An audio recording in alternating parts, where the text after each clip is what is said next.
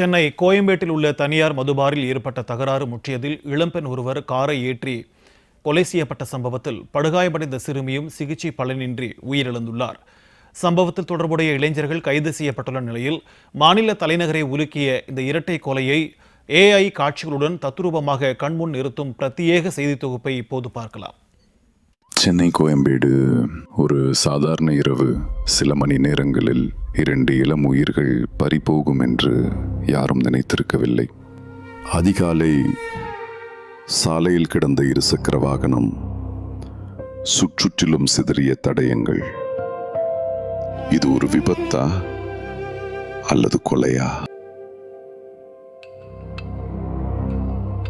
உயிரிழந்த யான்சி 18 வயதான இளம்பெண் கல்லூரி வாழ்க்கையை கனவு கண்டிருந்தார். 12ஆம் வகுப்பை முடித்திருந்தார். தனது எதிர்காலத்தை நோக்கி காத்திருந்தார்.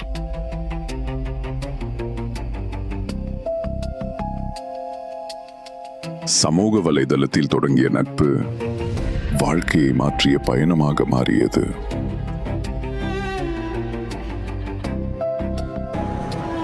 தோழியை சந்திக்க மகிழ்ச்சியுடன் சென்னை வந்திருந்தார்.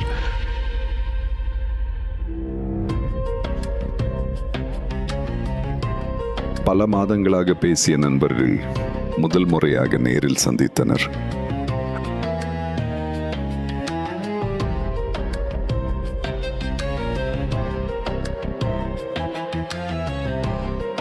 அவர்கள் அறியவில்லை, அந்த மகிழ்ச்சி சில மணி நேரங்களில் முடிவடைய போவதை. இரவு இறங்கியது. அவர்களின் வாழ்க்கையிலும் ஒரு இருள் நெருங்கிக் கொண்டிருந்தது. அங்குதான் இந்த கதையின் திருப்பம் தொடங்கியது. சில மணி நேரங்களில் இந்த இரவு 2 குடும்பங்களின் வாழ்க்கையை மாற்றப் போகிறது. இசை, நடனம், நண்பர்கள் அனைத்தும் இயல்பாக இருந்தது. அந்த இரவில் எந்த ஆபத்தும் இருப்பதாக யாரும் நினைக்கவில்லை. வாழ்க்கையின் மிக சாதாரணமான மகிழ்ச்சியான தருணங்கள் சில நேரங்களில் மிகப்பெரிய சோகத்திற்கு முன் நிகழ்கின்றன.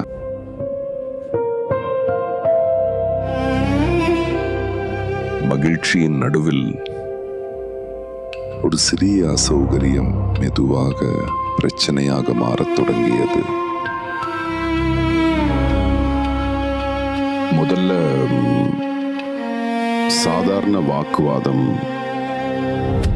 சில நிமிடங்களில் கட்டுக்கடங்காத தகராறாக மாறியது.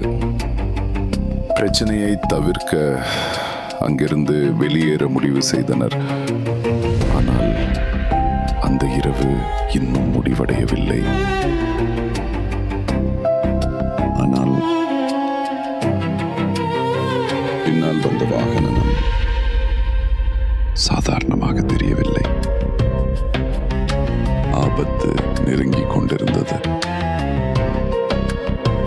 இரவு சாலைகளில் பதற்றம் அதிகரித்தது. சில நொடிகளில் அனைத்தும் மாறப்போகிறது. முதல்ல இது ஒரு விபத்து என்று கருதப்பட்டது. ஆனால் CCTV காட்சிகள் அதிர்ச்சி உண்மையை வெளிப்படுத்தின. இது வெறும் விபத்தல்ல.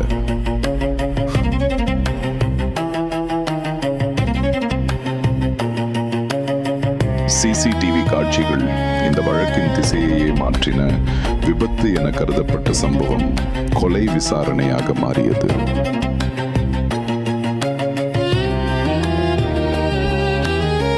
தடயவியல் நிபுணர்கள் சம்பவ இடத்தில் கிடைத்த ஆதாரங்களை மிக நுணுக்கமாக ஆய்வு செய்தனர்.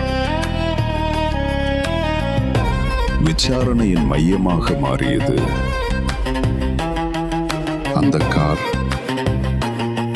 முக்கிய தடயங்கள் அனைத்தும் அதனை நோக்கி சென்றன.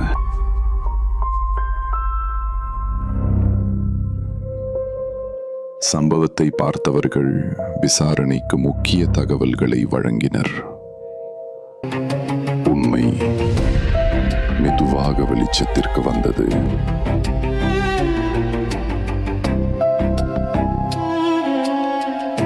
தொடர்ந்து நடத்தப்பட்ட விசாரணையில் அரும்பாக்கத்தைச் சேர்ந்த 21 வயதான பாலகுரு, சூளைமேட்டைச் சேர்ந்த 19 வயதான ஜோஷ்வா, நெற்குன்றத்தைச் சேர்ந்த 19 வயதான கிஷோர்குமார் மற்றும் அவர்களது நண்பர்கள் இந்த வழக்கில் தொடர்புடையதாக போலீசாரால் அடையாளம் காணப்பட்டனர்.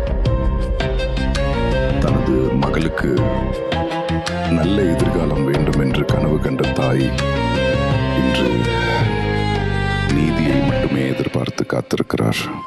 2 இளம் உயிர்கள் இன்று நினைவுகளாக மட்டுமே. தடயங்கள் பொய் சொல்லாது. உண்மை தாமதமாகலாம், ஆனால்